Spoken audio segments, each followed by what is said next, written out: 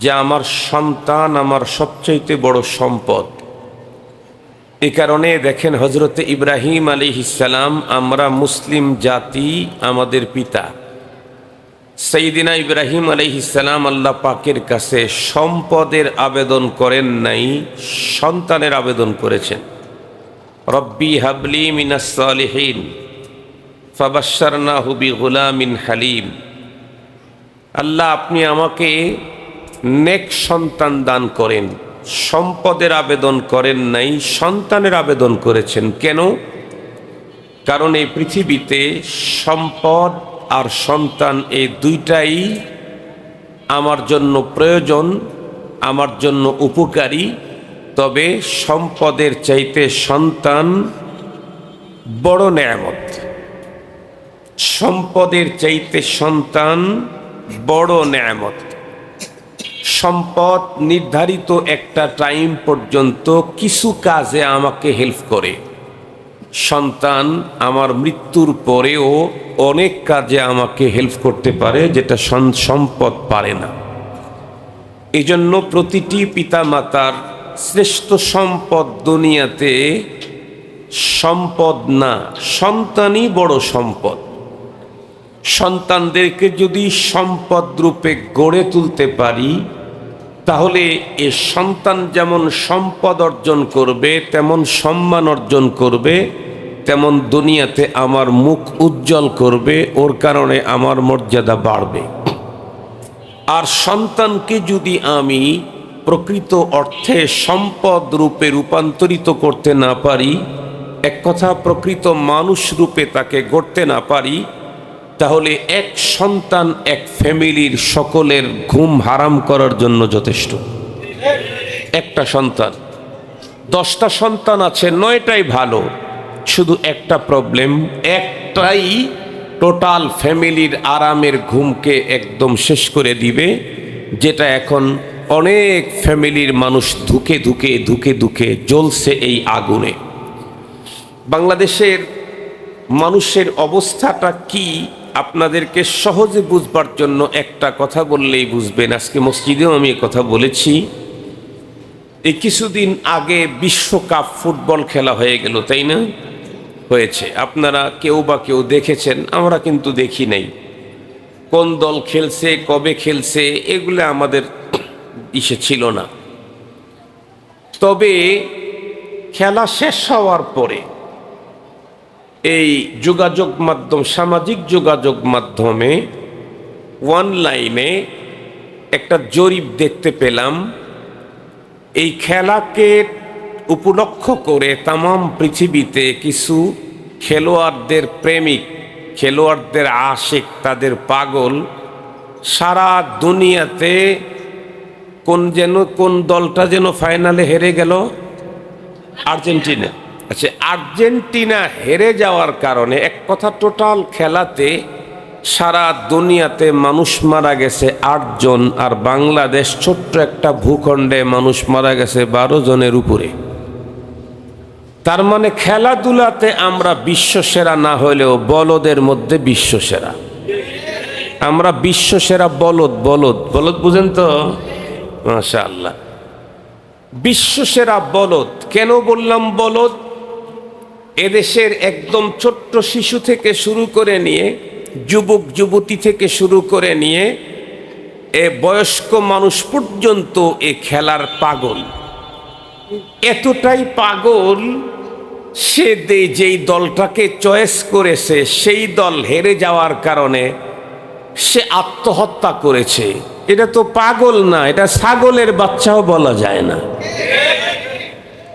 আমি আপনাদেরকে জিজ্ঞাসা করি, যেই দলগুলি হেরে যাওয়ার কারণে মানুষ মারা গেল, বলুন তো দেখি, এই দল এটা কি আমাদের দেশের মানুষ? তারা আমাদের ধর্মের লোক, তারা আমাদের ভাষার লোক, তারা তাদের সাথে আমাদের আত্মীয়তার সম্পর্ক আছে, তাদের সাথে আমাদের মাঝে মাঝে দেখা সাক্ষাৎ হয়। তাহলে যেই লোকগুলার মোহাব্বতে আমার দেশের মানুষ প্রাণ দিল, এদের ভাষা ভিন্ন, ওদের ভাষা বুঝেন? বুঝে না। এদের ধর্ম ভিন্ন, এদের রাষ্ট্র ভিন্ন, এদের সাথে কোনোদিন দেখা হয় নাই, তাদের সাথে কোনো আত্মীয়তা নাই, এরপরেও ওর প্রেমে এমন পড়লাম যে ও হেরে গেল আর আমি মরে গেলাম। ও কি হয়েছে? ও কিন্তু মরে নাই। ও কি মরছে? ও তো মরে নাই, ও হেরে গেছে আর আমি মরে গেলাম। আমার একজন মামা আছেন, দুনিয়ার দিক থেকে বড় মানুষ, ঢাকা ব্যাংকের চেয়ারম্যান এবং সকল প্রাইভেট ব্যাংকের চেয়ারম্যান। রমজানে আমি মাঝে মাঝে তার সাথে আমার দেখা হয়, বাড়ি আমাদের সিরাজগঞ্জের বেলকুচিতে। তো আমাকে বলল, মামা, আমাদের দেশের মানুষ এখনো উন্নতি অগ্রগতি অর্জন করার জন্য আরো অনেক সময় আমাদেরকে ওয়েটে থাকতে হবে। ওয়েটিংয়ে কেন? বলে, দেখেন আপনি কোনো একটা কারখানাতে 1000 মানুষ, 50,000 শ্রমিক কাজ করতেছে। ওই কারখানার মধ্যে যদি একজন সেলিব্রিটি ঢোকে, সে রাজনৈতিক সেলিব্রিটি হোক, গানের জগতে হোক, বক্তৃতার জগতে হোক, যেই জগতেরই একজন সেলিব্রিটি যদি ঢোকে, সবাই কাজ বাদ দিয়ে 10 মিনিট এভাবে তাকায় থাকে।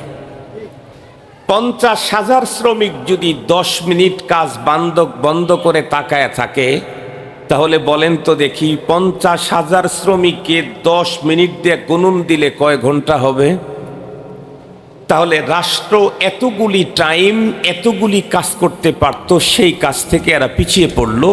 উনি বললেন, এটা শুধু বাংলাদেশের মানুষের মধ্যে আছে, পৃথিবীর কোন রাষ্ট্রে, ওনারা তো সব রাষ্ট্রেই যান, দেশে থাকেন কম। উনি বললেন যে, মামা, পৃথিবীর কোন রাষ্ট্রে আমি দেখি নাই যে কোনো কর্মস্থলে প্রেসিডেন্ট ঢুকছে ওই দেশের, এরপরেও সবাই কাজ বাদ দিয়ে এভাবে পিছনের দিকে চেয়ে আছে, এটা আমি পৃথিবীর কোনো রাষ্ট্রে দেখি নাই। বেশির থেকে বেশি যদি জানতে পারে যে প্রেসিডেন্ট আসছে, একবার তাকাবে, বাস, এরপরে কাজের ভিতরে আত্মনিয়োগ করে দিল, আধা মিনিটও তার দিকে তাকায় থাকে না। আর আমাদের দেশের লোকেরা যতক্ষণ সেলিব্রিটি থাকে ততক্ষণ কাজ করে না। শুধু এই দিক থেকে না, বরং দেখেন একটা খেলাকে কেন্দ্র করে যেই জাতি নিজের প্রাণ বিসর্জন দিতে পারে, বলেন তো দেখি এই জাতিকে বিবেকবান বলা তো দূরের কথা, বিবেকহীন বলাই তো কঠিন। কথা বলেন না কেন ভাইরা আপনারা? এটা কি বিবেকবান বলা যায়? তো বিবেকহীন বলাই কঠিন। আমার সন্তানকে যদি আমি প্রকৃত অর্থে সম্পদে রূপান্তরিত করতে না পারি, তাহলে দুনিয়াতে যেমন আমার লস, আখিরাতে আমার টোটাল লস। আর যদি আমার সন্তানকে সম্পদে রূপান্তরিত করতে পারি, তাহলে দুনিয়াতেও আমার লাভ, আখিরাতে আমার চূড়ান্ত লাভ। মুহতারাম হাজিরিন, আপনার সন্তানকে প্রকৃত সম্পদে রূপান্তরিত করতে চাইলে পৃথিবীর সবচাইতে সেরা শিক্ষা, সর্বোচ্চ শিক্ষা, সবচাইতে দামি শিক্ষা, সেটি হচ্ছে কোরআনে পাকের শিক্ষা। এই শিক্ষা অর্জন করানো ছাড়া অন্য কোনো জ্ঞান বিজ্ঞান দিয়ে জীবনেও কোনোদিন আপনি আপনার সন্তানকে চূড়ান্ত সম্পদে রূপান্তরিত করতে পারবেন না। যদি বলেন কেমনে, আমি আপনাদেরকে 1 মিনিটে বুঝিয়ে দেই। আপনার সন্তানটাকে কোরআন না পড়ায়া জেনারেল শিক্ষায় শিক্ষিত করলেন, সে কি হলো? ব্যারিস্টার হলো। সে কি হলো? জজ হলো। সে কি হলো? প্রধান বিচারপতি হলো। সে কি হলো? পিপি হলো। সে কি হলো? সে হইল রাজনৈতিক বড় নেতা, বিশ্বমানের ডাক্তার অথবা বিশ্বমানের প্রকৌশলী, আরো অনেক কিছু সে হলো। আমি জিজ্ঞাসা করতে চাই, সেই শিক্ষার দ্বারা যতটুকু মূল্যবান হয়েছিল, এই মূল্যটা কতদিন পর্যন্ত থাকবে? যতদিন পর্যন্ত তার দেহের ভিতরে বাতাসের আপ ডাউন আছে, ততদিন পর্যন্ত ব্যারিস্টারের দাম আছে, ততদিন পর্যন্ত ডাক্তারের দাম আছে, ততদিন পর্যন্ত লয়ারের দাম আসে, ততদিন পর্যন্ত প্রকৌশলীর দাম আছে। যখন এই নাকের ভিতরে নিঃশ্বাস যাওয়া আসা বন্ধ হয়ে গেল, বাতাস, লাশ, বলেন তো দেখি ব্যারিস্টার আর লয়ার প্রকৌশলীর এই লাশের কোনো দাম আছে কি? মরণের সময় এবং মরণের পরবর্তী জীবনে তার এই জ্ঞান বিজ্ঞান ডিগ্রি কোনো কাজে আসার সম্ভাবনা আছে কি? আপনারা একটু আমার কথা বুঝতেছেন না মনে হয়। যত বড় ডাক্তারই হোক, মৃত্যুর সময় তার ডাক্তারি বিদ্যার সার্টিফিকেট কতটুকুন উপকারে আসতে পারে? কিছুই না। মৃত্যুর পরে কবরের জগতে, হাসরের মাঠে, আল্লাহর আদালতে, মিজানে পুলসেরাতে, তার মানে জাগতিক বিদ্যা দিয়ে আপনার সন্তানকে যত বড় বিদ্বানী বানান, সে যদি বিশ্বের সবচেয়ে বড় বিদ্বানও হয়, এরপরেও এই মূল্য থাকবে কতক্ষণ? নিঃশ্বাস তার ভিতরে যাতায়াত করবে যতক্ষণ, এরপরে শেষ। কিন্তু কোরআনুল কারীমের বিদ্যার মাধ্যমে যদি আপনার সন্তানকে সম্পদে রূপান্তরিত করেন, দুনিয়াতে তো মর্যাদা বাড়বেই বাড়বে, মৃত্যুর সময় কোরআনের শিক্ষা তার কোনো কাজে আসবে না? আসবে না? একেবারে সহজ কথা বলি, যেই লোকের সিনায় আল্লাহর কোরআন আছে, তার মর্যাদা মৃত্যুর সময় তার কতটুকুন কাজে আসবে এটা আপনারা বুঝে নিয়েন। যার সিনায় কোরআন নাই, একজন কোরআন পড়া জানে না, মৃত্যুর জাকান্দানি শুরু হয়েছে, আজরাইলের টর্চার সেল মৃত্যুর সময় শুরু করে দিয়েছে। হাদিসে পাক স্পষ্ট প্রমাণ, যদি দেখো মৃত্যুর সময় কারো ঘনিয়ে গেছে, অন্তিম মুহূর্ত চলছে, কষ্ট পাচ্ছে, তাহলে তোমরা দুইটা কাজ করবা। একটা হলো, খুব বেশি কষ্ট হচ্ছে মৃত্যুর জাকান্দানি, তাহলে একটা মেসওয়াক কেটে নিয়ে নিজের মুখে চিবিয়ে এটা দিয়ে তার মুখের ভিতরে মেসওয়াক করায় দিবা। মেসওয়াকের বরকতে আজরাইল আলাইহিস সালামের টর্চার সেল বন্ধ হবে, অতি আরামের সাথে এই লোকটার মৃত্যু হবে। আর একটা কি? আর একটা হলো, যেই লোকটা মৃত্যুর মুখোমুখি হয়েছে, তার সিনায় কোরআন নাই, কিন্তু মসজিদ মাদ্রাসাতে তো হুজুর আছে, অথবা ওর নাতি ছেলে কেউ আলেম, হ্যাঁ, তাকে বলো দ্রুত গতিতে গিয়ে অন্তিম মুহূর্তে মৃত ব্যক্তির কাছে বসে সূরাতুল ইয়াসিন তেলাওয়াত করতে। কেন? বলে মানুষ যখন, কোনো মানুষের যদি শ্বাসকষ্ট হয়, তখন তার নাক মুখের সামনে যখন নেবুলাইজারের মেশিন দিয়ে যখন কি দেয়, ভাপ গ্যাস দেয়, অল্প সময়ের মধ্যে 20 মিনিটের মধ্যে সে একদম ইজি হয়ে যায়। যায় না? যায় না? এর চাইতেও অল্প টাইমে মৃত্যু মুখে পতিত ব্যক্তির যখন মৃত্যুর জাকান্দানিতে কষ্ট হয়, তার সামনে সূরাতুল ইয়াসিনের তিলাওয়াত করলে, গ্যাস দিলে, ওই কি বলে, শ্বাসকষ্ট যত দ্রুত সুন্দর হয়, তার চাইতে দ্রুত গতিতে কোরআনে পাকের সূরা ইয়াসিনের তেলাওয়াতের কারণে মৃত্যু ব্যক্তির মৃত্যুর যন্ত্রণা আসান হয়ে যায়। তাহলে কোরআন শরীফ নিজে পড়া জানে না, আর একজন এসে তার কাছে পড়লে যদি এতটা ফায়দা হয়, যে কোরআন পড়া জানে তার কি হয়? তার কি হয়? এর প্রসঙ্গে একটা মাত্র হাদিসের কথা বলি, অনেক হাদিস আছে, বলবো না সবগুলি। আল্লাহ তাআলা এই পৃথিবীতে মানুষের জান কবজ করার জন্য ফেরেশতা এক রকমের ঠিক করেন নাই। ফেরেশতা কয়েক রকমের আছে। তার মধ্যে এক প্রকারের ফেরেশতা আছে, আল্লাহ তাআলা তাদেরকে নিয়োজিত করে রেখেছেন, এরা ঈমানদারদের জান কবজ করবে। এদের কোন ফেরেশতাকে আল্লাহ তাআলা কখনো কখনো আল্লাহ তাআলা অর্ডার করেন, এই তুমি আমার অমুক বান্দার জান কবজ করার জন্য যাও, কিন্তু আগেই তোমাকে বলে দিচ্ছি, শর্ট টাইম নিয়ে যাবান, একটু আগে যাও, গিয়ে আমার বান্দার কাছে বসে তুমি তার সাথে কথা বলে তার সাথে ইজি হও, তার সাথে তুমি হৃদ্যতা গড়ো, তার সাথে আন্তরিকতা তৈরি করো।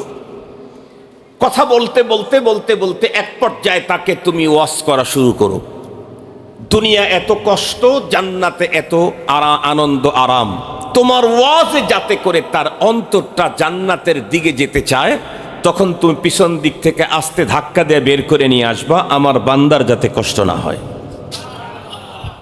এই জন্যে সাহেবে কোরআন, হামেলিনে কোরআন যারা, তাদের কাছে ফেরেশতা মালাকুল মউত মৃত্যুর নির্ধারিত টাইমের আগে আসে, এসে ওয়াজ করতে থাকে। কোন মানুষ আলেম এমন হয়, ফেরেশতার ওয়াজে তার দিল দুনিয়া থেকে আখিরাতের দিকে যেতে চায় না। আল্লাহ তাআলা তখন বলেন, এই ওয়াজ বন্ধ কর, তাকে যেই জায়গাতে আমি স্থান করে দেব ওই জায়গাটা ওকে একটু দেখায়া দে। তার মানে তার জান্নাতটা তাকে দেখায়া দে। আল্লাহ তাআলা মৃত ব্যক্তি আর জান্নাতের মাঝখানকার টোটাল পর্দা সরায়া দিয়া আল্লাহ তাআলা তার বান্দাকে জান্নাতটা দেখান। এ কারণে দেখবেন অনেক মানুষ মৃত্যুর সময় এমন একটা হাসি দিয়েছে যেই হাসিতে তার মরণ হয়ে গেছে, তার লাশ গোসল করাইতেছে তখনও তার মুখে হাসি। সব মানুষ চোখের কান্না নিয়ে লাশটাকে দাফন করতে নিয়ে যাচ্ছে তখনও তার মুখের ভিতরে হাসি। আমার ফ্যামিলির একজনকে আমি মরণের পরে তার হাসি আমি নিজের চোখে দেখেছি। আমার ফ্যামিলির একজন, আমি তো দূরে ছিলাম, ওনাকে গোসল করায় কাফন পরায় রেখেছে। আমি যখন গেছি দেখার জন্য, আমার শাশুড়ি যাওয়ার পরে যখন আমাকে দেখানোর জন্য মুখটা যখন সরাইছে, উনি হাসি দিলে ওনার একটা দাঁতের কিছু অংশ বের হয়ে যেত। আমি দেখি উনি হাসি দিয়ে আছে, দাঁতের অংশ অতটুকুন বেরিয়ে আছে। টোটাল ফ্যামিলি কান্না করতেছে, উনি বিদায় নিয়ে যাচ্ছে আর উনি হেসে হেসে কবরে চলে যাচ্ছেন। কেন? কারণ এমন কিছু আল্লাহ তারে দেখাইছেন যেটা দেখার পরে উনি হাসি না দিয়ে আর পারেন নাই। মুহতারাম হাজরিন, খুব ভালো করে মনে রাখবেন, তাহলে কোরআনের যে বিদ্যা, এটার দ্বারায় মানুষ এত বেশি দামি হয়, এটা এত বড় সম্পদ। দুনিয়াতে তো তার মর্যাদা আছেই, মৃত্যুর সময় কোরআনের বিদ্যা কাজে লাগে, কবরের ভিতরে কোরআনের বিদ্যা কাজে আসে, আল্লাহর আদালতে কোরআনের বিদ্যা, কোরআন আল্লাহর আদালতে যে কোরআনকে সিনায় রেখেছে তার পক্ষে আল্লাহর আদালতে সুপারিশ করতে থাকে। হাদিসে পাকের মধ্যে আসছে, আখিরাতে তো অনেকেই সুপারিশ করবে, হাফেজ সুপারিশ করবে, আলেম সুপারিশ করবে, কারি সুপারিশ করবে, বুজুর্গরা সুপারিশ করবে, হাজি সাহেবরা সুপারিশ করবে, শহীদগণ সুপারিশ করবেন, নবী রসুলগণ সুপারিশ করবেন। তবে সবচাইতে পাওয়ারফুল সুপারিশ আল্লাহর আদালতে হবে আল্লাহর কোরআনের সুপারিশ। নবী রসুলদের সুপারিশের চাইতেও পাওয়ারফুল সুপারিশ হলো আল্লাহর কোরআনের। আল্লাহর কোরআনের সুপারিশ পেতে চাইলে কোরআন শিখতে হবে না না শিখলে সুপারিশ করবে? শিখতে হবে। শুধু শিখলে হবে না পড়তে হবে? কন্টিনিউ পড়তে হবে। আমার আপন ভাই যার সাথে আমার কথা হয় না, সে কখনো আমার পক্ষে কথা বলবে না। কথা বলেন না কেন? সে আমার বিপদে আমাকে হেল্প করবে না। কিন্তু আমার পরও দূর সম্পর্কে এক ভাই যার সাথে আমার কন্টিনিউ মোহাব্বত, ভালোবাসা, আমি যদি কখনো মুসিবতে পড়ি সে আমাকে সাহায্য করাটাই স্বাভাবিক। কেন? তার সাথে আমার হৃদ্যতা আছে। আমি মুসলিম কিন্তু কোরআন তেলাওয়াত করি না, তাহলে এ কোরআন পরপারে আল্লাহর আদালতে আমার পক্ষে সুপারিশ করার প্রশ্নই আসে না।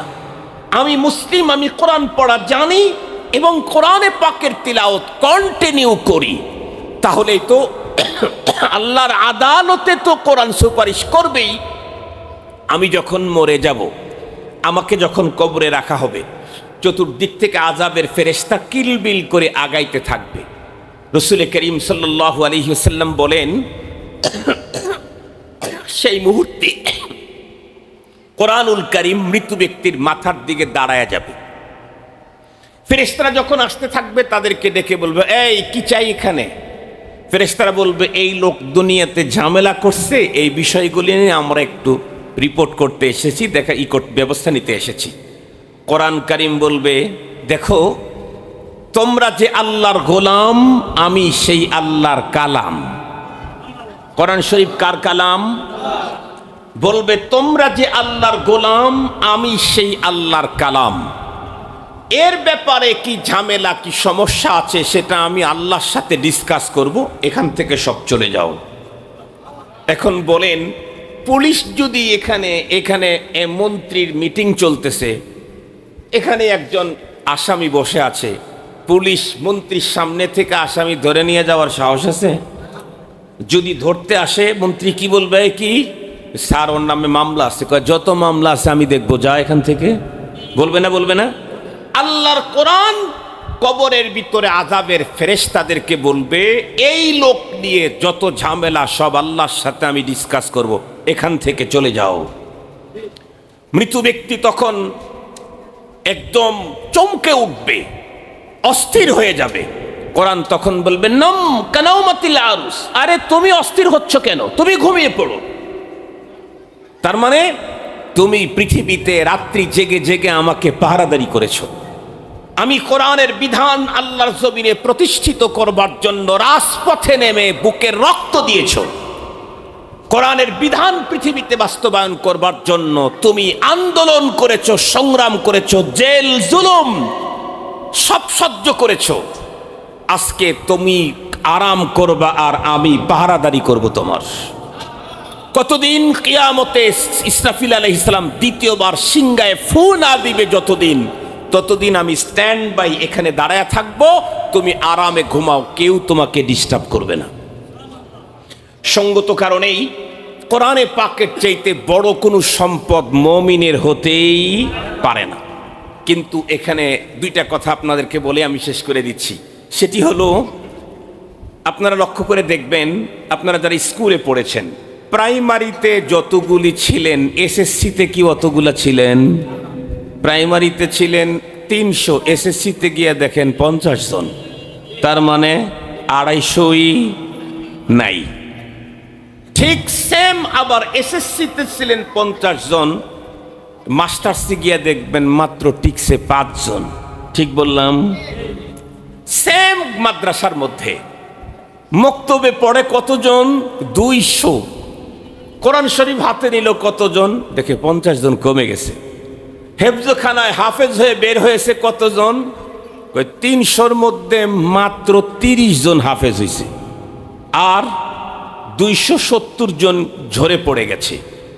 অথচ পৃথিবীর প্রতিটি পিতামাতা, অন্য বিদ্যা বাদ দিলাম, কোরআনের বিদ্যা অর্জন করবার জন্য যেই পিতামাতারা তাদের সন্তানদেরকে মাদ্রাসায় দেয়, এদের বুকে থাকে অনেক বড় আশা। আমার ছেলেটা বিশ্বমানের হাফেজ বানাইতে চাই, আমার মেয়েটাকে বিশ্বমানের হাফেজা বানাইতে চাই, আমার ছেলেটাকে বিশ্বমানের আলেম বানাইতে চাই। আর এই হাফেজ আলেম বানানোর জন্য বাবা হাড় ভাঙ্গা পরিশ্রম করে, ওই গার্মেন্টসে কাজ করে, ওই রিক্সা চালায়, ওই অটো চালায়, ট্রাক চালায়, না হয় প্রবাসের জীবনে থাকে, প্রবাসে জীবন কাটায়। এত কষ্ট করে অর্থ ইনকাম করে সন্তানের পিছনে ব্যয় করে কেন? সে চায় আমার জীবনের যত কষ্ট আমি সহ্য করব, আমার ছেলেটা যেন বিশ্বমানের হাফেজ হয়, তাইলে আমি সার্থক। আমার ছেলেটা যেন বিশ্বমানের আলেম হয়, তাইলে আমি সার্থক। কিন্তু এই আশা সবার পূরণ হয় কি? হয় না। কেন হয় না? কেন হয় না? বিষয়টা খুব ভালো করে বোঝার জন্য চেষ্টা করবেন। না হওয়ার অনেকগুলি কারণের অন্যতম একটা কারণ, প্রধান কারণ হলো, আমি একটা মিসাল দিয়ে বললে ভালো বুঝবেন। মনে করেন আপনারা 3 ভাই, বড় ভাই এখন কর্মঠ, উনি কাজ করেন, ওনার ইনকাম দিয়ে ফ্যামিলি চলে, আপনি 3 নাম্বার ভাই। মেজো ভাইটা ইউনিভার্সিটিতে পড়ে, আপনি স্কুলে পড়েন। বড় ভাইয়ের বাচ্চা হয়েছে, বড় ভাই তার চাকরির সুবাদে বান্দরবনে থাকে, 1 মাস পর পর আসে, 3 দিন বাসায় থাকে, আবার চলে যায়, অথবা প্রবাসে থাকে, 2 বছর পর পর আসে, 2 মাস থাকে, চলে যায়। এই বড় ভাইয়ের ঘরে সন্তান জন্ম নিলে এই সন্তানটাকে আদর, সোহাগ, ভালোবাসা বেশি কি বাবা দেয় না ছোট চাচা দেয়? ছোট চাচা দেয়। কেন? বাবা থাকে দূরে, বাবার টাকা পাঠায়, সব করে, কিন্তু বাবা সময় দিতে পারে না। যার কারণে এই ছোট্ট ছেলেটা চাচারে বেশি চেনে, বাবারে চিনে না। যেই বাবার ঔরসজাত সন্তান এই ছোট্ট ছেলে, বাবা হাত অগ্রসর করছে, চাচাও হাত অগ্রসর করছে। ছেলেটা ছিল ওর দাদির কোলে। বলেন তো দেখি, বাবার কোলে যাবে না চাচার কোলে? ভালো করে বুঝে শুনে উত্তর দিন। বাবার কোলে যাবে না চাচার কোলে? সবাই একমত? কেন? চাচা কি জন্মদাতা? না, অত চাচা জন্মদাতা না, জন্মদাতা বাবা। কিন্তু বাবা জন্মদাতা হলেও ছেলে বাবার কাছে যেতে চায় না। কেন? কারণ এই ছেলেটাকে বাবা যেই পরিমাণে আদর, সোহাগ এবং সময় দেওয়ার কথা ছিল তা বাবা দিতে পারে নাই। ছোট শিশু তো তাকে চিনে যে ওরে চকলেট কিনে দেয়, ছোট শিশু তো তাকে চিনে যে ওরে কাঁধে করে নিয়ে ঘোরে। ছোট শিশু তো তাকে চিনে যে ওকে কোলে করে নিয়ে চলে। ছোট শিশু তো তাকে চিনে যাকে নিয়ে সে খেলা করে। ছোট শিশু তো তাকে চিনে যে তাকে সময় দেয়। এর একটাও বাবা করে নাই, চাচা করেছে, এজন্য বাবাকে রেখে চাচার কোলে যাবে। ঠিক সেম কোরআনকে আপনি আপনার ঘরে ঢুকাইতে চান, তার মানে আপনার ছেলে বিশ্বমানের হাফেজ হোক এটা আপনি চান, আলেম হোক এটা আপনি চান, তাহলে আপনাকে কোরআনে পাক এবং কোরআনওয়ালার জন্য আপনাকে কয়েকটা কাজ করতে হবে। এক নাম্বার হলো আজমতে কোরআন। এটা পিতামাতা অভিভাবক ভালো করে মনে রাখবেন। যতক্ষণ পর্যন্ত আপনার অন্তরে কোরআনের শ্রদ্ধা পুরাপুরি না বসবে, ততক্ষণ পর্যন্ত কোরআন আপনার ঘরে যেতে রাজি হবে না। বলেন, আপনার বাসায় আমি একদিন গেলাম, আপনি যেন কেমন কেমন ভাব দেখাইলেন, পরে আপনি দাওয়াত দিলেও কি আমি যাব? তা আমি সাধারণ একজন মানুষ হয়ে আপনার বাসায় গেলাম, আপনি কেমন কেমন ভাব দেখাইলেন, পরে দাওয়াত দিলেও যদি না যাই, কোরআন তো কার কালাম? আল্লাহর কালামের সাথে যতক্ষণ পর্যন্ত আসমতের সম্পর্ক না হবে, ততক্ষণ পর্যন্ত কোরআন কারো বাড়িতে ঢুকতে রাজি নাই। ছেলের মাধ্যমেও ঢুকতে রাজি নাই, মেয়ের মাধ্যমেও ঢুকতে রাজি নাই, আপনার সিনাতেও কোরআন ঢুকতে রাজি নাই। কোরআন তো সেখানে যাবে যেখানে কোরআনের মর্যাদা আছে। মনে থাকবে তো ইনশাআল্লাহ? এই জন্য কোরআনে পাকের আসমত, কোরআনে পাকের বড়ত্ব মহত্ব অন্তরে বসাইতে হবে। তাতে কোরআন বলা যিনি আপনার সন্তানকে কোরআন শিক্ষা দিচ্ছে, তার আজমত, তার মোহাব্বত অন্তরের ভিতরে বসাতে হবে। আমি গতকালকেও এক মাদ্রাসার সবক উদ্বোধনী অনুষ্ঠানে বলেছি যে আমি তো আলেম, শুধু আমি আলেম না, আমার আব্বাও আলেম ছিলেন। আমরা 8 ভাই, সব ভাই আলেম, তার মানে খানদানি আলেম। আমার কোনো ভাতিজা স্কুলে পড়ে না, আমার কোনো ভাতিজিরা স্কুলে পড়ে না, সব আলেম। ভাতিজা, ভাতিজি, ভাইগনা, ভাগ্নি তো সব আলেম। এক কথা, স্কুলে পড়ার কোনো লোক নাই। এরপরেও আমি আমার মেয়েকে পড়তে দিয়েছি। বড় মেয়েটা পড়তো, একজন ওস্তাদকে আমি আমার বাসায় নিয়ে এসে পড়াইতাম। তো বাসায় নিয়ে এসে পড়াইতাম। 1 মাস চলে যাওয়ার পরে তাকে আমি একটা হাদিয়া দিয়েছি প্যাকেটের ভিতরে। উনি আবার আমার সিনিয়র আত্মীয় হন, আমার 2-3 বছরের সিনিয়র, একই মাদ্রাসা পড়াই। তো উনি বাসায় গিয়ে ইনবিলাপটা খুলে, ইনবিলাপটা খুলে দেখে, খামটা খুলে দেখে ওর ভিতরে বেশ কিছু টাকা। উনি আমার পরে ফোন দিয়েছে, ফোন দিয়ে বলতেছে, খান সাহেব, তুমি যে আমাকে একটা প্যাকেট দিলা, এই প্যাকেটটা কি ভুল করে আমাকে দিয়েছো নাকি? আমি বললাম না তো। তো বলতেছে, না, আমি কিন্তু ওখানে অনেকগুলি টাকা দেখলাম। তা আমি তখন মুস্কি হাসি দিয়ে বললাম, অনেকগুলি টাকাই তো আমি দিয়েছি। উনি বলে, না, এতগুলি টাকা দিলা কেন? এতগুলি টাকা আমাকে দিলা কেন? তার মানে উনি মাদ্রাসায় পড়ায়া যেই পরিমাণে বেতন পান, প্রায় তার অর্ধেক টাকা আমি আমার মেয়েকে 1 ঘন্টা পড়াইয়া দিয়েছি। আমি তখন বললাম, হুজুর, আমার মেয়েকে শুধু আপনি একা পড়ান না, আমার মেয়ের ইংরেজি টিচারও আছে। ইংরেজি টিচার আমার এখানে পড়াবে, যার মাধ্যমে ঠিক করলাম, সে আমাকে বলল, আপনি যেহেতু অন্য কারোর সাথে আপনার মেয়েকে পড়তে দিবেন না, একে একই পড়াইতে হবে, ওনার বাসাতে নিয়ে পড়তে দিবেন না, আপনার বাসায় এসে স্যার পড়াইতে হবে, এই জন্য এত 1000 টাকা লাগবে মাসে। আমি বললাম, ঠিক আছে, দিলাম। আমি হুজুরকে বললাম, হুজুর, ইংরেজি টিচার তো আমার কাছ থেকে এত 1000 টাকা মান্থলি প্রাইভেট পড়ানোর জন্য চেয়ে নিয়েছে, যে ইংরেজি মরণের সময়ও কোনো কাজে লাগবে না, মরণের পরেও কোনো কাজে। আপনারা বলেন তো দেখি, মরণের পরে আমেরিকার লোকেরা ইংরেজিতে কথা বলবে, ইংল্যান্ডের লোকেরা ইংরেজিতে কথা বলবে, কথা বলেন না কেন? কি বলবে? মৃত্যু ঘটার সাথে সাথে প্রতিটি মানুষের ভাষা আরবি হয়ে যাবে। কবরের ভিতরে রাখতেই, কবর না, আলমে বরজাখ, এখানে ঢুকতেই ফেরেশতারা আরবি দিয়ে অ্যান্সার করবে, এই কোশ্চেন করবে। প্রত্যেকটা মানুষ পারস্যের হোক, ফার্সি ভাষার হোক, উর্দু ভাষার হোক, অথবা ইনানি সুরিয়ানি ভাষার হোক, অথবা ইংরেজি ভাষার হোক, যে কোনো ভাষার হোক না কেন, বাংলা ভাষার হোক, তারা অ্যান্সার দিবে হলো আরবিতে। মার রব্বুকা, রব্বি আল্লাহ, ওয়ামা দীনুকা, দীনিয়াল ইসলাম। শুধু বাংলা আপনি মুখস্থ করে গেলে হবে না, ওইখানে কথা হবে আরবিতে। উত্তর যদি দিতে নাও পারে সেটাও বলবে আরবিতে, হা হা লা আদরি, হা হা লা আদরি। এটা আরবি শব্দ। তার মানে মৃত্যু ঘটার সাথে সাথেই জন্মগত ইংলিশম্যান যারা আছে তাদের ভাষাও কি হয়ে যাবে? অটোমেটিক আরবি হয়ে যাবে। তা আমি বললাম, যেই ভাষা মৃত্যুর সময় কোনো ফায়দা দিবে না, মরণের পরে যে ভাষা একবার ব্যবহার করতে পারবে না, সেই ভাষা শিক্ষা দেওয়ার জন্য যদি এত হাজার টাকা দিতে হয় টিচারকে, আপনি তো আমার মেয়েকে কোরআন শিখাইতেছেন, যেটার কারণে আমার মেয়ে মর্যাদাবান হবে, আমি মর্যাদাবান হব। আল্লাহর আদালতে এ কোরআন আমার পক্ষে, আমার মেয়ের পক্ষে সুপারিশ করবে। আপনার বেতন তার চাইতে 3 গুণে বেড়ে দেওয়া দরকার। আমার সেই সক্ষমতা নাই, এই জন্য কিছু বাড়ায় দিলাম। এটা হলো কোরআনে পাকের আজমত। কোরআনে পাকের আজমত আমার অন্তরে না থাকলে আমি তো চেষ্টা করতাম কমায় দেওয়ার জন্য, কিন্তু কোরআনের আজমতের কারণে আমি আমার মেয়ের কোরআনের ওস্তাদের টিচারের বেতন ইংলিশ যে পড়াইছে তার চাইতে বাড়াইয়া দিয়েছি।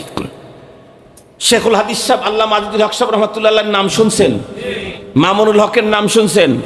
এই মামুনুল হকের বাবা শেখুল হাদিস আল্লামা আজিজুল হক রহমাতুল্লাহ আলাইহি উনি বলতেন, একজন বাবার পক্ষ থেকে মেয়েকে দেওয়া সবচেয়ে দামি গহনা হলো তার গলায় আল্লাহর কোরআনের মালা পরায় দেওয়া। একজন বাবা কর্তৃক মেয়েকে যত দামি গহনা দিতে পারে, গোল্ড বলেন আর ডায়মন্ড বলেন, হীরা বলেন আর মানিক মুক্তা বলেন, এর চাইতে দামি গহনা হলো একজন তার মেয়েকে ডায়মন্ডের চেন গলার ভিতরে পরায় দিয়েছে, আর একজন তার মেয়েকে সূরাতুল ফাতিহা তার গলার ভিতরে পরায় দিয়েছে। শেখুল হাদিস সাহেব হুজুর বলেন, বাবার পক্ষ থেকে মেয়ের জন্য সবচাইতে দামি গহনা হলো তার গলায় আল্লাহর কোরআনের মালা পরায় দেওয়া। এদেশের মিনিস্টার মন্ত্রীরা ডায়মন্ডের এত বড় বড় হার বানায় দিবে, আমি খেটে খাওয়া দিন মজুর তার চাইতে বড় গহনা আমার সন্তানকে দেব, সেটা হলো আল্লাহর কোরআন। তার চাইতে বড়টা আমরা দেব ইনশাআল্লাহ। পারবো না ইনশাআল্লাহ? আমরা শুরু করেছি, তবে শর্ত হলো আপনার সন্তান বিশ্বমানের আলেম হবে। শর্ত হলো কোরআনের প্রতি আপনার আজমত, কোরআনওয়ালার প্রতি আপনার আজমত। তাদের মর্যাদা, তাদের সম্মান অন্তরের ভিতরে বসাইতে হবে। আপনি যতই কোরআনকে ছোট ভাববেন, কোরআনওয়ালাকে ছোট ভাববেন, আপনি যদি মক্কা শরীফের ইমামরে নিয়ে এসে 3 কোটি টাকা বেতন দিয়ে প্রাইভেট পড়ান, আপনার সন্তান জীবনে কোনোদিন আলেম হবে না। আপনি লিখে নেন আমার কাছ থেকে, লিখে নেন। কেন? ওই যে আগেই বলছি, বাবা জন্ম দেওয়ার পরেও সন্তানকে সময় না দেওয়ার কারণে সন্তান চাচার কাছে যেতে চায়, বাবার কাছে যেতে চায় না। কোরআনকে যে সম্মান করবে, কোরআন তার ঘরে ঢুকবে। যে কোরআনকে সম্মান করবে না, তার ঘরে কখনো আলেম হাফেজ তৈরি হতে পারে না, পারে না, পারে না। মনে থাকবে তো ইনশাআল্লাহ? সারা দুনিয়া যদি আলেমের বিরুদ্ধে যায়, দুশ্মন চেকোনাচ্চু মেহেরবান বাসার দোস্ত, সারা দুনিয়া যদি আলেমের বিরুদ্ধে যায়, সব পেপার পত্রিকা ফেসবুকে একদম পাগল করে ফালায় দিল, আলেমদের অমক অমক এই সেই, অমক টমক এই সেই কইল, সারা দুনিয়া বলল। কিন্তু রব্বুল আলামিন যদি বলেন যে আশরাফু উম্মতি হামালাতুল কোরআন, আল্লাহ তার রসুলকে দিয়ে বলে দিলেন যে আমার উম্মতের সবচেয়ে শ্রেষ্ঠ মানুষ যারা কোরআনে পাকের হামেলিন তারা, তাহলে সব শেষ। তাহলে কি? আপনাদের একটা মজার ঘটনা বলি, কষ্ট হইতেছে না তো আপনাদের? বরং আমারই একটু কষ্ট, কারণ আমি ওমরা থেকে আসছি 2 দিন হয় মাত্র। এই জন্যে মদিনা শরীফে এবার এত বেশি গরম আমার জীবনে আল্লাহ তাআলা আমার তো অনেকবার নিয়েছেন। মদিনা শরীফে এত গরম আমি কোনো দিন দেখি নাই। মক্কা শরীফে বেশি গরম দেখেছি, এবার মদিনা শরীফে প্রচণ্ড গরম। হোটেলের ভিতরে, হারামের ভিতরে তো এসি, কিন্তু যে আপনি বাইরে বের হবেন সিরিয়াস গরম। মাগরিবের পরে বের হবেন, মনে হবে নিচের থেকে আগুন এসে আপনার স্কিনে লেগে স্কিন পুড়ে ফেলতেছে, যার কারণে ঠান্ডা লেগে গেছে। কষ্ট আমার বেশি। একটা কথা শোনেন, আমার বাড়ি সিরাজগঞ্জ, এটা তো শুনছেন, সিরাজগঞ্জের রায়গঞ্জ। এই রায়গঞ্জে একজন এমপি ছিল, রায়গঞ্জে একজন এমপি ছিল বিগত সরকারের। আমার আব্বাজান রহমাতুল্লাহ আলাই মারা গেলে আমাকে একজন বললেন, আগের এমপি মারা গেছে, তার নাম ইসাক তালুকদার ছিল। সে মারা যাওয়ার পরে উনি ওই দলেরই ছিলেন। নতুন আর একজনকে নমিনেশন দিল। নাম শুনলাম প্রথমে 17 জন। 17 জন তখন এমপি প্রার্থী। এর মধ্যে 2-4 জন আমাদের বয়সে বেশি, আর সবগুলো আমার বয়সের ছোট। এসে খালি দোয়া চায়, ভাই দোয়া করেন, আমি কিন্তু নমিনেশন নেব। 17 জন কেন? তখন তো নমিনেশন পাইলেই এমপি, ভোট তো আর লাগে নাই। এই জন্য নমিনেশনের জন্য খুব দৌড়ঝাঁপ করত। শেষে আব্বাজান ইন্তেকালের পরে মাদ্রাসার ভাইস প্রিন্সিপাল আমাকে বলতেছে, খতিব সাহেব একজনকে একটু কথা বলবে। আমি বললাম, কে কথা বলবে? তো বলতেছে উনি এই মানে দলীয় নমিনেশন পেয়েছে। কি নাম? গাজী মোহাম্মদ আমজাদ হোসেন মিলন। যদি সিরাজগঞ্জের কেউ থাকেন হয়তো চিনবেন, উনি এমপি হয়েছিলেন, উনিও মারা গেছেন। মোহাম্মদ আমজাদ হোসেন মিলন কেডা? আমি তো একজন আলহামদুলিল্লাহ সারা দেশ ঘোরা, দুনিয়া ঘোরা মানুষ, আমি চিনি না। এইটা আবার এমপি পাইল কেমনে? পরবর্তীতে উনি আসলেন, কথা বললেন, চলে গেলেন। পরবর্তীতে উনি এমপি হলেন। পরে আমি একজন জিজ্ঞেস করলাম, এই মোহাম্মদ আমজাদ হোসেন মিলন রে তো আমি চিনি না, সে এমপি হইল কেমনে? তখন আমাকে বলল, আরও অনেকে ছিল এমপি প্রার্থী। যে এমপি মারা গেছে তার ছেলেও ছিল, ইমন তালুকদার, সেও ব্যারিস্টার ইমন তালুকদার, সেও ছিল। তো ওরা এক একজনের যে কি বলে গ্রুপিং, লবিং, তারপরে কি ডাউন জানি বলে, আরে লকডাউন, আপ ডাউন, শাটডাউন না, শোডাউন। এক একজনের শোডাউনের কন্ডিশন দেখলে রায়গঞ্জের ধুলা চতুর্থ আসমানে পৌঁছায় দিছে।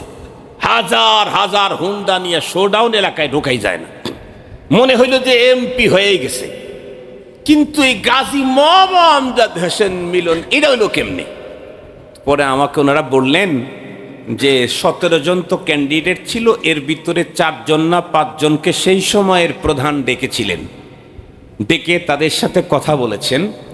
মোহাম্মদ আমজাদ হোসেন মিলন শুধু একটা কথা বলেছে সেই সময়ের প্রধানমন্ত্রীকে, যেই মন্ত্রীর নাম আগে বললে রাস্তা ক্লিয়ার হইতো, এখন বললে রাস্তায় ঝামেলা হয়।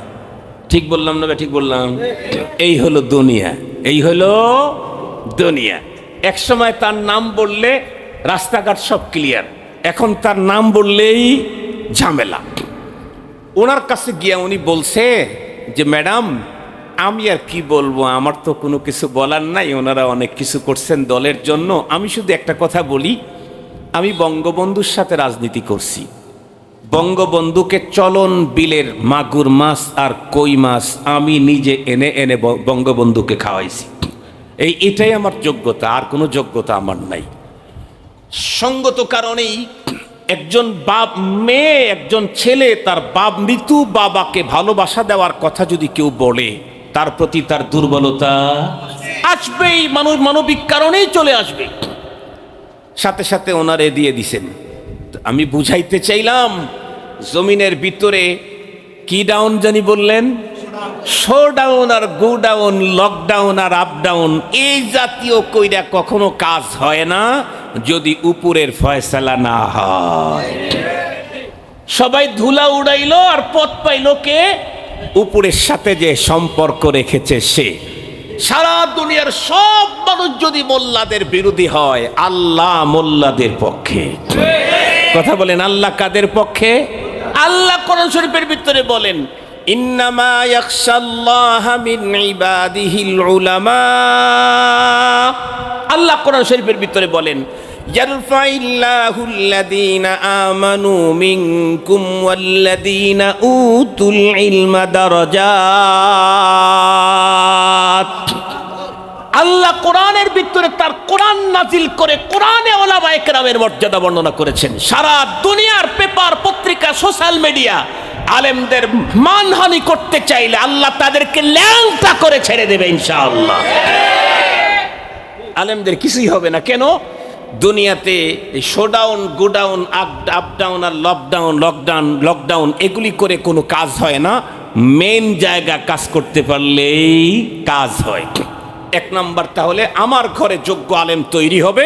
প্রথম শর্ত, কোরআনের প্রতি অস্বাভাবিক শ্রদ্ধাবোধ রাখতে হবে, কোরআনওয়ালাদের প্রতি শ্রদ্ধাবোধ। দুই নাম্বার, শুধু শ্রদ্ধা করলেই হবে না, মোহাব্বতও থাকা লাগবে। কি করা লাগবে? আপনারা বলেন তো দেখি। অনেকেই তো এলাকার মেম্বার, তারপরে চেয়ারম্যান, এরপরে মেয়র, এরপরে এমপি, এরপরে মন্ত্রী খুব সম্মান করে, ফুলের তোড়া দেয়, দেয় না? দেয় না? ফুলের তোড়া দেয়। আবার সে যেই দলের নেতা, ওই দলের যে মার্কা আছে সেটা স্বর্ণ দিয়ে বানায় দেয়। কি শ্রদ্ধা! কিন্তু পিছনে এসে কি বলে, আরে কইস না। আমি এটি পর্যন্তই বললাম, ওই শব্দ তো আমি বলতে পারবো না। একটু পিছনে এসেই বলে আরে, আর এর পরেটা কিন্তু আমি আর বললাম না। আপনারা বুঝে ফেলছেন। তাই বোঝা গেল সম্মান করে কিন্তু মোহাব্বত নাই। কোরআনে পাকের প্রতি আর আলেমদের প্রতি শুধু সম্মান করলে যথেষ্ট হবে না, মোহাব্বত করতে হবে। তিন নাম্বার, কোরআনে পাকের তিলাওয়াত এবং কোরআনে পাকের প্রতি যত্নবান হতে হবে। এই তিনটা কাজ যদি আপনি করতে পারি, তাহলে আমার ঘরের ভিতরে বিশ্বমানের হাফেজ আল্লাহ পাঠিয়ে দিবে, আমার ঘরের ভিতরে বিশ্বমানের আলেম তৈরি হবে, আমার ঘরের ভিতরে আব্দুল কাদের জিলানী আসবে একদিন, ইনশাআল্লাহ বলেন, ইনশাআল্লাহ বলেন। আমার ঘরের ভিতরে বাইজিদ বুস্তামির জন্ম হবে একদিন, আমার ঘরে আল্লাহ বাইজিদ বুস্তামি পাঠিয়ে দিবেন নিশ্চিত, যদি কোরআনের প্রতি আমার ওই মানের শ্রদ্ধা, ওই মানের মুহাব্বত, কোরআনে পাকের তিলাওয়াত, এই তিনটা জিনিস যদি আমরা রাখতে পারি, আলহামদুলিল্লাহ। এখন বলেন, আমাদের অন্তরে কোরআনের আজমত কি পরিমাণে আছে? ছোট্ট একটা কথা বললেই বুঝতে পারবেন। কি করতে হবে এটাও বুঝতে পারবেন, কারণ আমরা তো বাঙালি। এক চুল দেখতে পারলেই বলতে পারে এটা কি সিংহের চুল না বাঘের চুল না বিড়ালের চুল, এত চালাক বাঙালি। এজন্য আমি এতটুকুন বলি। বলেন, আমাদের বাড়িতে অনেকের ঘরের ভিতরে 26 ইঞ্চি এখন চলে না, 56 ইঞ্চি চলে এখন, তাই না? 26 ইঞ্চি কি কেউ কেনে এখন? ওইটা চলে না, কারণ হাতে হাতেই তো কয় ইঞ্চি জানি, এটা 8 ইঞ্চি না কয় ইঞ্চি হবে আল্লাহ জানে, হাতে হাতেই আছে। 26 ইঞ্চি কোনো বিষয় না। 100 ইঞ্চি, 60 ইঞ্চি, 70 ইঞ্চি চলে। যারা এই 60 ইঞ্চি 70 ইঞ্চি কিনেছেন, তারা ঘরের ভিতরে এটা লাগানোর জন্য সুন্দর করে একটা গ্যালারি বানাইছে, এবং সেটাকে ঢেকে রাখার জন্য যেই পর্দাটা কিনছে তার দাম 3000 টাকা। আছে না নাই? সবার ঘরে নাই, কারো কারো ঘরে তো আছে। এখানে আপনি আপনার কন্ডিশন দুইটা এখানে বোঝা গেল। নাম্বার 1, আপনার ঘরে বিশ্বমানের হাফেজ তৈরি করা টাফ ব্যাপার। কেন? এই ঘরটা বানাইতে যদি 10 দিন লেগে থাকে, ভাঙতে কিন্তু 10 মিনিট লাগবে না। এই রুমটা বানাইতে যদি 10 দিন লেগে থাকে, ভাঙতে কয় মিনিট লাগবে না? 10 মিনিট লাগবে না। ওই মানের বুলডোজার হইলে তো 10 সেকেন্ডেই কুল্লু সাফা। ঠিক বললাম না? ঠিক বললাম। আপনার ছেলেকে মাদ্রাসায় দিয়েছেন, এই রকম ডিসিপ্লিনওয়ালা জীবন পৃথিবীর আর কোনো প্রতিষ্ঠানে দেখাইতে পারবেন না। নির্ধারিত টাইমে খাওয়া, নির্ধারিত টাইমে গোসল, নির্ধারিত টাইমে ওয়াশরুমে যাওয়া, নির্ধারিত টাইমে ঘুমানো, নির্ধারিত টাইমে ঘুম থেকে জাগ্রত হওয়া, এমন ডিসিপ্লিনওয়ালা জীবন অন্য কোথাও পাবেন না। 24 ঘন্টা একটা সুন্দর তারতিব সিস্টেমে এখানে কাটানো হয়। আমরা এখানে কোনো ছেলেদেরকে ছোট 26 ইঞ্চি তো দূরের কথা, 8 ইঞ্চি দেখারও অনুমতি নাই। আপনারা শুনলে অবাক হবেন, লাগবে না হুজুর? আমার মাদ্রাসা, আমি 2টা মাদ্রাসার প্রিন্সিপাল এখন, আমি পড়াই 3-4টা মাদ্রাসায়, তার মধ্যে একটা হেমায়েতপুরে আর একটা সিরাজগঞ্জে। সিরাজগঞ্জের যে মাদ্রাসাটা, ওটা 24 বিঘা জায়গার উপরে মাদ্রাসা ক্যাম্পাস, 24 বিঘা জায়গার উপরে মাদ্রাসা ক্যাম্পাস। মেশকাত জামাতের সমস্ত ছেলেদেরকে বের করে দিয়েছি আমি এবার, মেশকাত জামাতের সব ছেলেকে বহিষ্কার করেছি এই বড় ফোন পাওয়ার কারণে। আমি স্পষ্ট বলে দিয়েছি, দাওরা হাদিসেও যদি এই ফোন কাউকে পাওয়া যায়, তাকে বহিষ্কার করে দেব। যদি আল্লাহ না করুক এমন হয় যে সব ছাত্র মোবাইল ফোন ব্যবহার করে, প্রয়োজনে মাদ্রাসা ওয়াক থাকবে, কিন্তু এই ফোনওয়ালা কোনো ছাত্রকে পড়াইতে আমি রাজি নেই। তাহলে আমাদের এখানে এই ফোন ব্যবহার করার কোনো সুযোগ ছাত্রদের নাই, গান বাজনা নাই, আমি আপনার ছেলেটার পিছনে 24 ঘন্টা চকিদারের মতো থেকে ওকে ধর্মীয় এবং কোরআনিক বিদ্যা অর্জন করানোর জন্য 24 ঘন্টা পাহারাদারি করলাম। 40 দিন এখানে থাকলো, 20 দিন থাকলো। আপনার বাসায় 26 ইঞ্চি 56 ইঞ্চি লাগানো আছে। বাসায় যাওয়ার পরে এই যে রিমোট দিয়ে শুরু করে দিল, আবার মাদ্রাসা আসা পর্যন্ত ওর পিছনেই পড়ে থাকলো। অথবা 56 ইঞ্চি নাই, আপনার আছে 8 ইঞ্চি, আপনার ওয়াইফের আছে 12 ইঞ্চি, আপনার বড় মেয়ে ইউনিভার্সিটিতে পড়ে তার আছে 16 ইঞ্চি। ওই যে ডাবল পাটের, বুঝেন নাই? ডাবল পাটের একটা আছে না, ডাবল পাটের ফোন। এখানে যাওয়ার পরে ছেলে আসছে 1 মাস পরে, ওর হাতে একটু ফোনটা দে। তাহলে কি হইলো? 40 দিন পর্যন্ত হুজুর আপনার ছেলেটাকে নির্মাণের জন্য যে মেহনতটা করেছিল, 3 দিনে আপনি সব ভেঙ্গে চুরমার করে দিলেন। আপনার ঘরে এখন হাফেজে কোরআন ঢুকবে না। আপনার ঘরের ভিতরে 56 ইঞ্চি রাখার জন্য স্পেশাল গ্যালারি করা আছে, সেটাকে ঢেকে দেওয়ার জন্য 3000 টাকা দামের পর্দা কিনে নিয়েছেন। কিন্তু আপনার ঘরে আল্লাহর কোরআন রাখার জন্য কোনো স্পেশাল গ্যালারি নাই। আপনার অন্তরে কোরআনের আজমত বেশি না 56টার দাম বেশি? তো আপনার ঘরে কোরআন যাবে কেন? আপনার ঘরে কোরআন যাবে কেন? কোরআন অত সস্তা নয়। কোরআন কারো পায়ের নিচে যা পড়তে রাজি নাই। কোরআনের পায়ে পড়তে হবে পৃথিবীর মানুষকে, কোরআনের পায়ে পড়তে হবে। কোরআনের পায়ে পড়ে কোরআন যদি কাউকে তার পা দিয়ে কপালে একটা ধাক্কা দেয়, 1 ধাক্কায় তাকে জান্নাতে পৌঁছায় দিবে। কোরআন পা দিয়ে, কোরআনের তো পা নেই। আমি যদি কোরআনের পায়ে পড়ি, কোরআন যদি আমাকে একটা ধাক্কা দেয়, কোরআনের 1 ধাক্কা আমি জান্নাতের ভিতরে ঢুকে যাব। সঙ্গত কারণে কোরআনে পাকের আজমত এটা অন্তরের ভিতরে বসান। আমি একবার কুষ্টিয়াতে এক জায়গায় বয়ান করছি কোরআনের আজমতের উপরে। পরে আমাকে একজন ফোন দিয়েছে কুষ্টিয়া থেকে। হুজুর আমি কুষ্টিয়া থেকে বলছি। বলেন কি বলতে চান? হুজুর একটা জিজ্ঞাসা। বলেন। হুজুর আপনি বললেন যে কোরআন এবং ছবি, বাবার ছবি, দাদার ছবি, নেতার ছবি, টিভি, ছবি আর কোরআন একই ঘরের ভিতরে রাখাটা ঠিক না। আমার এটা বুঝে আসছে, কিন্তু আমার এখন প্রশ্ন হলো হুজুর আমার বাসায় তো 2টাই আছে, তাহলে আমি এখন কি করব? আমি বললাম যে আপনি কি করতে চান বলেন।